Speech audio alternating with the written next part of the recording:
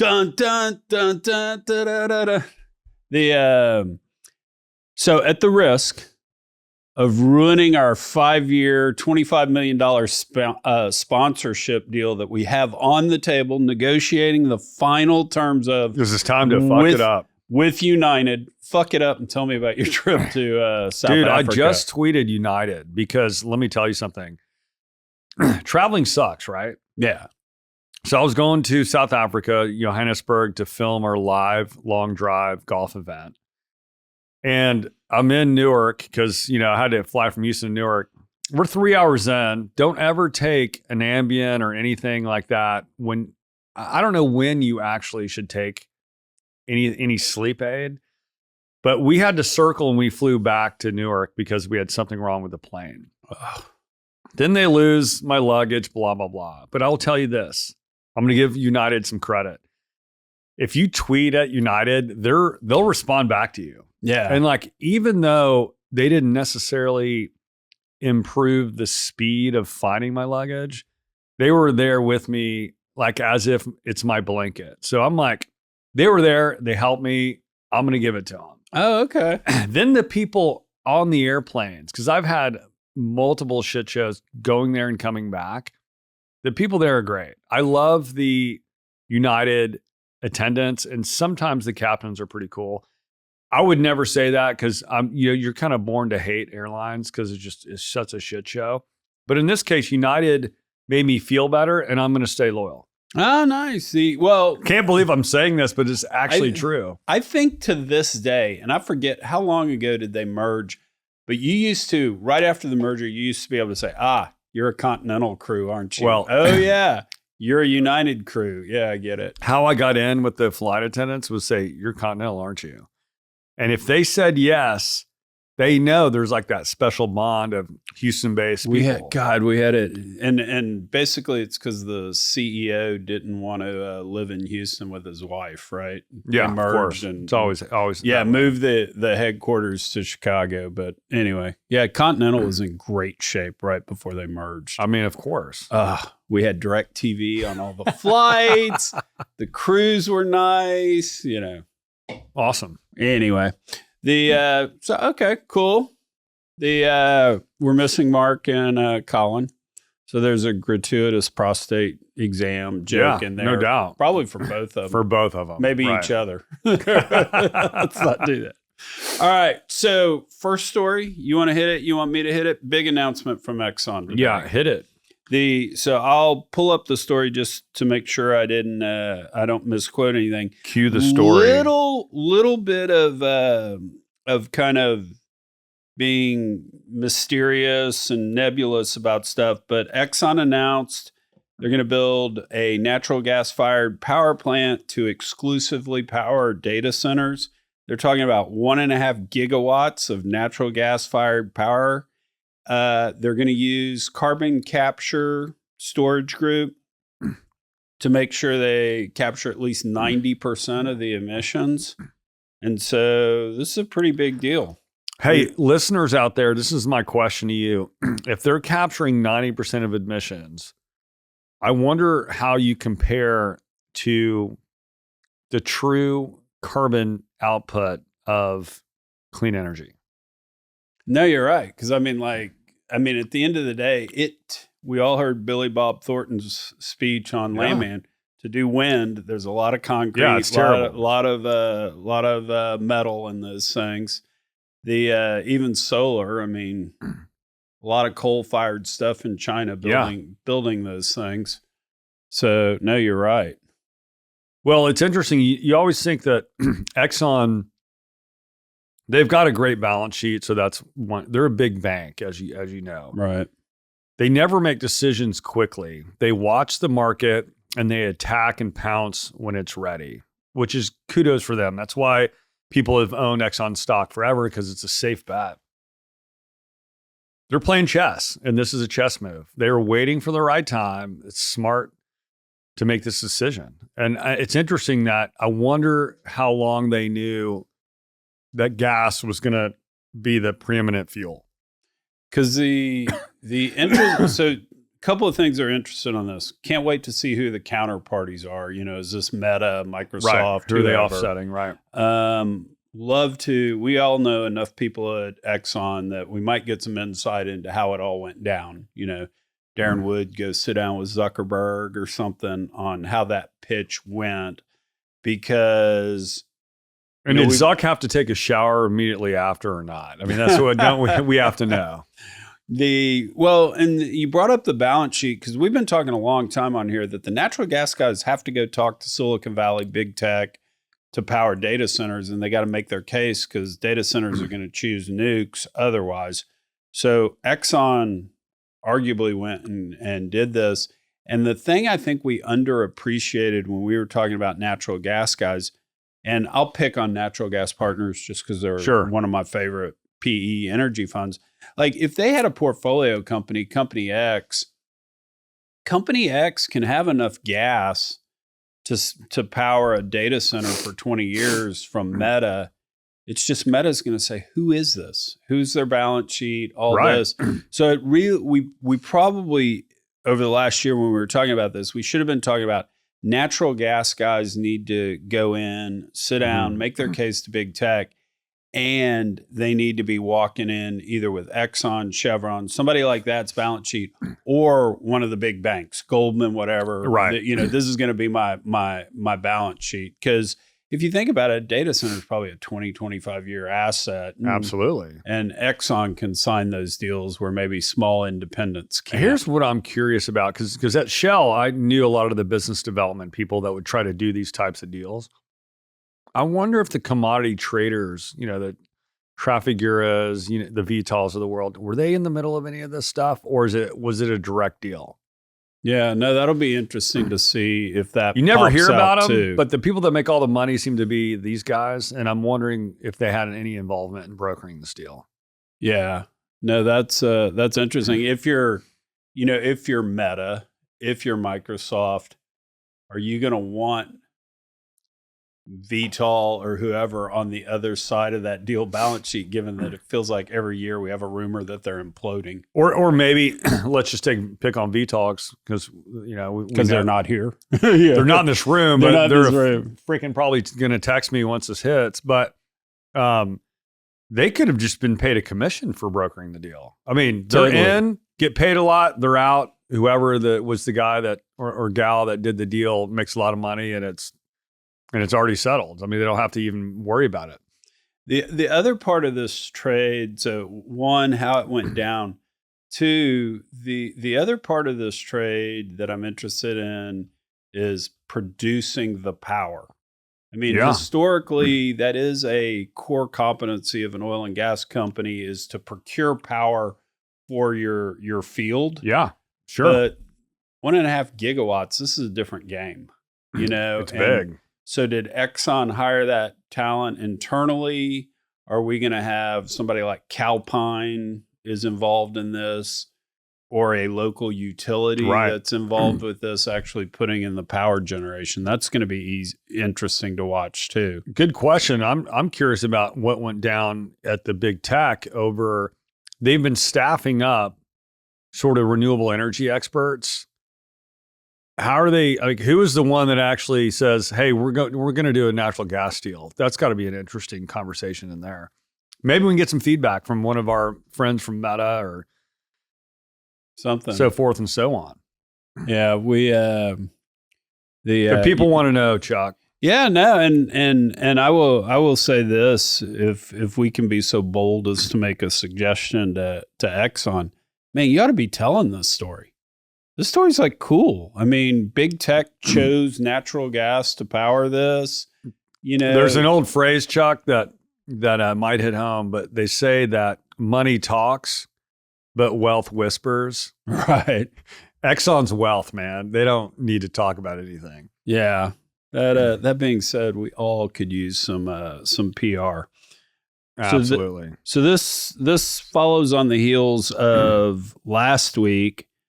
Meta announced a new $10 billion data center in Richland Parish, Louisiana. They're partnering with Entergy, and they're talking about building nukes to build a big, huge data center.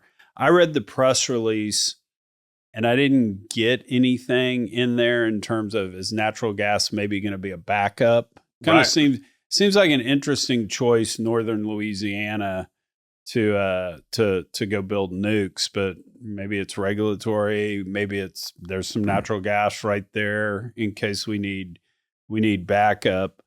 But that's interesting as well, because this is another big data center and how the United States is tackling it. No, I mean, obviously we've known we've been talking about it on the show for a long time that data centers there's not enough power.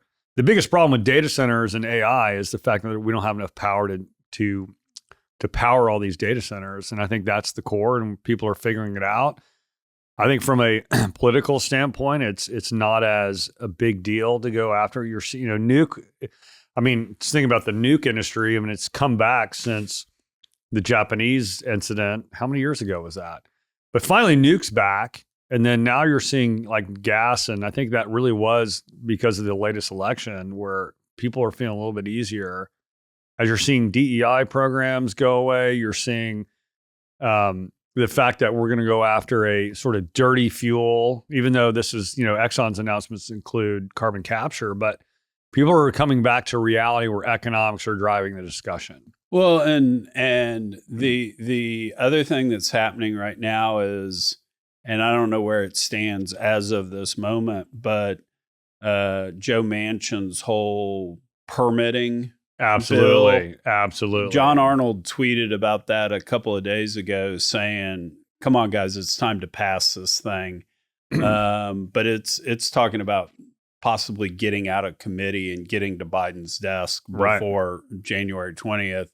And even if it doesn't, it feels like that's got to be on Chris Wright and Donald Trump's desk to make happen, because at the end of the day, because this is going to tie into the last thing we're going to talk about, but this is national security. You start putting AI data centers someplace where the Chinese can go take them over, that's not good. I mean, I was down in South Africa, as we were talking about, and I was driving by, a large platinum facility, the gold, chrome. I was thinking, like, talking to one of the locals that was driving me around. He's like, South Africa is huge with precious metals and resources. They're second largest diamond resource as well. And all these mines are owned by the Chinese. So the Chinese own all the mines there, taking all these precious metals. I mean, absolutely. We already know that there's sort of data centers. You can't put certain information in data centers located in other countries. So we already know that. But I think you're right. We're going to have to strategically locate data centers. And that's been one of the biggest issues. Even though you've seen out of the Middle East, because of their low cost of power, they've been trying to build these gigantic data centers. Now, the question is what do you put there? Yeah. Maybe we need to bring on one of our big tech people, our executives, to come in and talk about it. Yeah. I'd love to get their insights on it. Yeah. And, I'm a big libertarian, but even I could be okay with some federal government stipulations coming in saying, hey, that stuff doesn't leave the United States. Well, I mean, I don't want to go political, Chuck, but the reality is you have to have secure borders. And part of that is digitally as well, if you want to protect the sovereignty of the nation. It just is what it is. Yeah. So let's roll this into the last thing, because I think it's related. You've seen this stuff about the drones, right? In New Jersey? They're everywhere. Yeah, they're following us. Yeah, and they've been talking about it for a month. And some people are saying they're as big as cars. Yeah. These drones that are flying around. Now, I've listened to a bunch of stuff about drones. I don't know much about them, but I've listened. I think they're only good for two things, right? Surveillance and shooting at things, right? Well, I mean, being in the media business, they're good for, I guess, surveillance, but they take photos and video too. Yeah. They're pretty good at that, which I guess is surveillance. Yeah, that's right? surveillance. Okay, And then they shoot enough. at things. And Well, not only do they shoot at things, what I've seen online, and I'll be guilty to say that it's actually interesting, is they actually are bombs. I mean, they'll just come out. I've seen them just go right out into someone from the other side and just blow up. So not only can they shoot at people, they can also just detonate on top of someone and kill them. Right, right. And so, do we actually know what these drones are, and we're not telling people, or do we truly not know what these things are? Because the rumors on Twitter are just crazy. It's the Iranians, it's the Chinese, and technically these drones aren't violating a law, as best we can tell. I mean, I just saw the latest Alien movie, so they could be aliens, Chuck. Nice. We don't know, but it'd be awesome if it was, just because we'll bring out all the tinfoil people. Could be aliens. Could be AI. Because I saw another movie on the flight. You get bored after 60 hours of travel. I saw this interesting movie about how an AI basically is controlling people and what they do to keep the AI alive. And so it's called The Matrix. I saw it too. No, it's a new one. It's a new movie. It's I forget the name of it. It's like Scared or Afraid. I think it's called Afraid, maybe. It's an awesome little flick. Right. But the point is maybe this AI running out of data centers, by the way, are controlling these drones. Now, people have to be involved, but maybe the people that are involved in launching these things don't really know what's going on. Yeah. Because, I mean, if we haven't figured out by watching Ukraine and Russia, I mean, they're fighting a lot of that war with drones. Absolutely. And, we've in effect been fighting a lot of our war. Cheaper and safer. Yeah, we've been fighting a lot of our war in the Middle East with drones, right? We fly drones over and shoot terrorists as opposed to necessarily engaging on the ground. I don't know that we're ready for this. We seem to be, locked in the old mindset of we need, a B-52 bomber. And that's kind of worrisome because... when I'm on Twitter and social media and I see these headlines like, you can't believe you're not ready for this. I'm like, I'm ready for, just give me the truth. You shouldn't be the one to decide whether I'm ready for it or not. Right. There's nothing more frustrating than I think there was New Jersey and the governor didn't even show up to the press conference about all these drones in his backyard. We're ready for the truth. The problem is government authorities, they always make these decisions on what people should and shouldn't know. That drives me nuts. So who knows what's going on with these drones? It's frustrating because if the drones are there to protect the people, we are the people. So just tell us, what are you doing? Right. And the Chinese are way ahead of us in terms of drone technology. I mean, they fly the slowest air. They fly air balloons over our country, and we can't even do anything about it. And those are the slowest moving, most obvious object in the world. So of course they are. Yeah, because this comes back to what we were talking about. We got to have data centers here. We got to have the power to do that. But if you're going to go to war with the United States, I mean, what better way to do it? Let's fly drones and just take out power lines. Oh, absolutely. And power generation plants. Because, I mean, you do that on a really cold night, that's way more effective than dropping a bomb. But before we get there, I'm always start at economics, Chuck, versus foreign policy and then domestic policy. But when you think about it, we rely on China. China relies on us. It's a major battle between the two of us, and it's all about economics. So if they want to start war, then we're going to take each other down economically. That's the bigger risk here. So we have to be really thinking about what are the factors that, at what point are we so economically disadvantaged or advantaged against China that we need to do something militarily? And I just don't think we're even close to that. But yeah, but that's part of Cold Wars, and that's part of protecting your borders is having a really savvy, intelligence agency that's always trying to ask for forgiveness versus permission. So if the Chinese are spying on us, we need to be spying on them. That's just the way it is. Yeah. Another thing that I've noticed that's kind of weird that's been a big change, at least in my lifetime, is, I mean, Cuban Missile Crisis is going down literally as close as we've been to World War III. Yes. I mean, Robert Kennedy, who's, the president's brother, he's the attorney general, is going over and meeting with the Russian ambassador to the United States and is transmitting messages, and they're going offline and they're talking. Reagan and Gorbachev were sitting down. Yeah. Nixon went to China. They were the enemy, but we were engaged. We were talking to people and stuff. Yeah.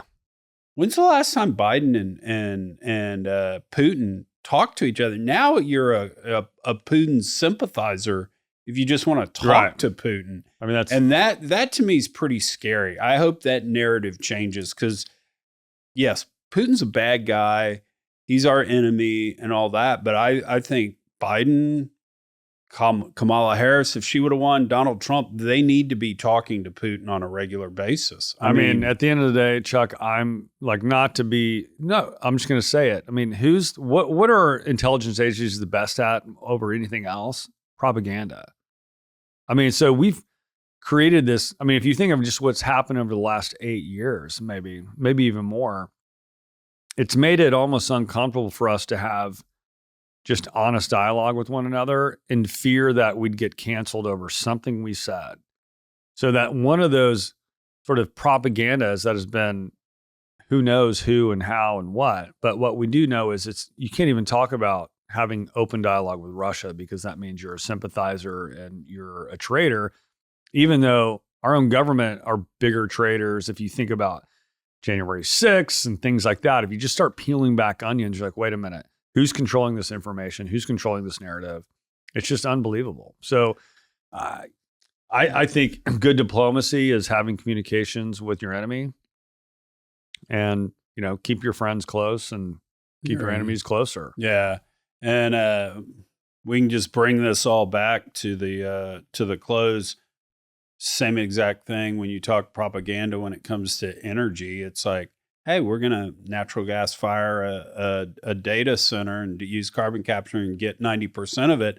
And oh, by the way, that might be better than using solar panels, given if you did the full carbon spectrum of the project and all. And you and I potentially will get canceled on YouTube for saying this, as opposed to being able to have a discussion about it. I mean, so as I've said, even though I've worked for one of the big oil and gas companies, Exxon has always been ahead in terms of how probably conservative they think, but also how they make really good long-term decisions. And this is one of them. And they've been probably planning this for a long time, but I think they've done their math on the PR impact, et cetera, et cetera. But when it's revealed or how it's revealed that tech is driving this, then the pressure really, while there's still you're going to put heat on the Exxons of the energy providers of the world, I think tech is going to be put in front of the mirror too. And tech, as we're seeing now, is they're starting to think economically, not politically. And I think that's one of the big changes we're seeing here. I mean, I was kind of laughing before the show about, this quote, hydrogen is the Swiss Army knife of energy, says Eric Toon of Breakthrough Energy Ventures. Quote, complete and total game changer, end quote. Hydrogen. And I don't know Eric that well at all, actually, but I know Breakthrough Energy Ventures, and we know quite a few people over there. But hydrogen. I mean, that's hilarious. Hydrogen's been a byproduct of oil and gas forever. Interesting that now that clean energy investors are saying, hey, this is a complete game changer. The narrative is changing quickly and it's changing based on economics, and thank goodness. So maybe we're past the Hindenburg or the Hindenburg. The Hindenburg. I mean, damn. What was the Led Zeppelin album cover? It was a Hindenburg. Yeah. And Hindenburg is like, isn't it just sort of fried in our brains over like that mental picture is crazy, but maybe it's coming. Maybe it's coming. All right. What are y'all doing for the holidays? Anything good? Well, we forgot the biggest story of the holidays. This Saturday, someone's having a big party. The annual Yates Christmas party, Casa Yates. And yeah, no. So originally that party started on December 23rd because, I grew up in Richmond. So all the high school friends come back to see their parents, but nobody had anything officially to do on the 23rd. So I started having this party and I just invited everybody I knew, right? It's like, we know a lot of people, Chuck. Well, and I'll invite people I went to Rice with, high school buddies, people I work with, people I meet later in life like you. And I always say this party sucks because I get 45 seconds. So when you show up, it'll be like, hey, Kirk, hey, Holly, good to see you. You look lovely, blah, blah, blah. Oh, sorry. I have to go to the next thing. But what's so cool is inevitably in 2 or 3 weeks later, next time we're recording BDE, you're going to be, dude, I met your high school buddy, or I talked to your brother or whatever. And I'll change the names to protect the innocent. But I'm walking a banker out one time to their car after the party. Hey, really appreciate you coming. And dude was like, oh man, that was a bad deal about Mary in high school. I go, what do you mean? And he goes, well, Mary, when you were dating her, she was cheating with Bob. I was like, what? And he goes, well, I was hanging out with your high school buddies all night and they told me all about it. And I went back into the party. Bob, what the hell? Oh yeah, we didn't want to tell you. I was like, seriously? You just find this out? Yeah, I find this out 40 years later, which is great. But that's the fun part of the party. So best part of our holidays is kids are coming to us. Can't wait. It's going to be quiet. We're going to have a great time. Nice. I love it. Nice. That's so awesome. Happy holidays. Because I guess this may be the last BDE of the year. It might be. Yeah. So do we need to do predictions real quick about anything? Oh, yeah. We ought to predict some stuff just because it's Didn't we do oil price or what did we do last time? We probably should have looked that up. Well, we'll hold it for the first episode. But let's lay some predictions down. We're going to go back and forth. I'll start it off with the cliche. Where's oil a year from now? I mean, I'm going to say $60. Yeah. So I could make a case for low because Trump's a low oil guy. Yeah. I mean, he's going to pressure everybody to pump. Yeah. Want gasoline prices low. So he's going to do that. Although I had this guy on Chuck Yates Needs a Job last week who came on and basically said, Iran and Israel are probably going to war because this is at the point, they're at the point now where if Iran gets a bomb, Israel can't do anything. So they got to do it now. And he said the first thing Iran's going to do when they start this war is they're going to say, anybody comes down the Straits of Hormuz, boom, we're taking it out. And that's 20% of the world's oil production being shut in. And you're like, there's been some Twitter traffic about this with some people saying, hey, the U.S. Navy can handle all this, but like, who's going to insure a boat driving through there? If Iran says we're going to go throw a drone at it, VTOL or Trafigura, those are the only people that are going to do it. And it'd be a healthy even though they're not premium. Insurance companies, but they might pay for. Yeah, it might be. But so you could also make a case for $150 oil should something break out. Let's hope not, or let's hope not. Okay, what happens to the Astros this year? I hope to God they're back. They're back for sure. Okay, I think they lose Tucker. I think they lose Bregman, and they're going to have to sign some pieces if they want to come back. Going to be a rougher year for the Astros. Oh, my prediction on that. So it's a rebuild year. It's potentially a rebuild year. Okay. So, all right. What's going to happen to Rice football or baseball? You can pick either one. So Rice baseball, we're at the point, Jose Cruz Jr., an alum, is the coach who's come back, and this has kind of got to be his year. He's got to turn it on. So, or he's, or something, because we had that great run with Graham. We brought in the fella from Middle Tennessee and just kind of 2 years of falling by the wayside. And I think this is year 4 for Jose Cruz Jr. So it's got to turn it on. We've got to win. And then SEC, what a shit show of a year. As a Longhorn, it's been, I guess, good, right? Right. Even though we can't seem to figure out Georgia. I mean, the Aggies have to do something. Well, is this not crazy that I can literally, as a proud father of a Vandy student, I can say arguably your best win was Vandy this year. I mean, that's close. Best quarterback in college football was Vanderbilt. Yeah. Love Vandy. Yeah. And I want to keep them in the SEC because I want to see things like this. Now, they don't put any money in their football program for some reason. They have a great baseball team. I hope this gives them the impetus to put more money into football because we're all scared, playing Vanderbilt.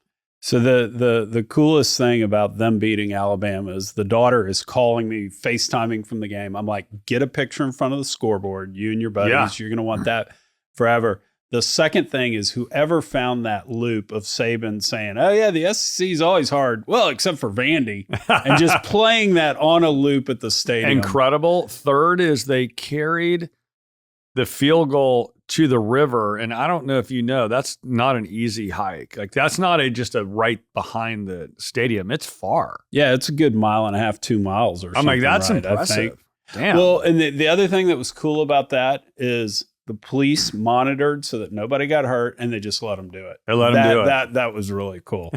That was very cool. We need one other prediction. It seems you got another question. I mean, let's go Houston. What's prediction for Houston this year? I think one of the things, I don't know if it's necessarily this year, but I'm starting to buy into Carta is going to wind up having a big, huge liquidity event, whether that's an IPO or whether that's a big sale. You've already created a lot of millionaires. There's going to be a lot of liquidity. I think 5 to 10 years from now, because of that money that comes in, because of literally just Carta, we're going to have a tech ecosystem here that we're going to rival Austin with. Oh, that would be I believe that. I believe Finally. that could truly happen. The one thing when speaking of Blair Guru that you mentioned, y'all were talking about me the other day. Blair, hey, Blair in the Houston, really the HTC, Houston Technology Center, but it's really like the Houston Angel Network, Blair being one of the few, early Mercury funds. We've talked about this for a decade now. Right.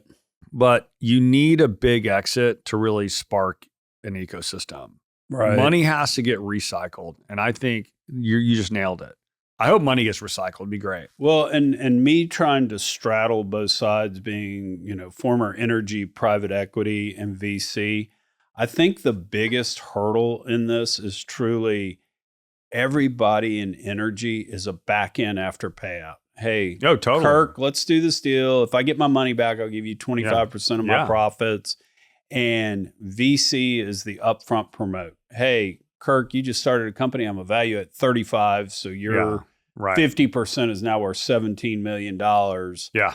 And literally that is, I think, what stops deals getting done. And that's why you would think all the rich oil and gas guys we have around here that want to diversify, that see the benefit of tech, haven't been able to do it because of the structure.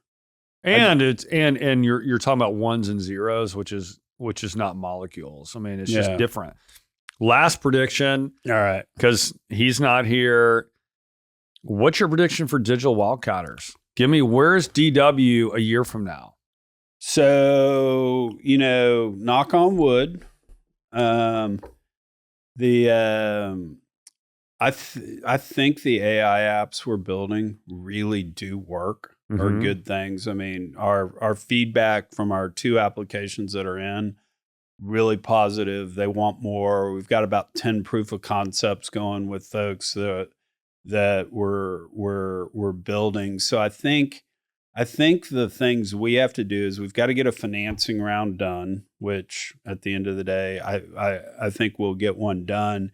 And we've got to be able to convince a couple of really smart people to come from the Valley to come live here in Houston, which I think we can do. I think Houston actually sells itself if you get here. Great place to live.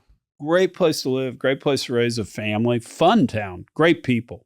That's what I always say. We have the best people on the planet. We may not be attractive. We may have the climate of a third world country, but terrible. But yeah, no, great people. So I mean, I think you're talking the big Carta liquidity event and stuff. Maybe the buzz on Digital Wildcatters happen by the end of next year. Oh, that's great. Same sort of thing. So it's going to be in Collide, so we'll see. Yeah, exactly. Well, Chuck, happy holidays. Happy holidays. Tell Holly I said happy holidays. Absolutely. Hopefully we'll see you on Saturday for the big party. Everyone show up. The girlfriend's mortified. You invited every Collide listener? Well, both of them. So too. Yeah, exactly. Exactly. Peace out. Cheers.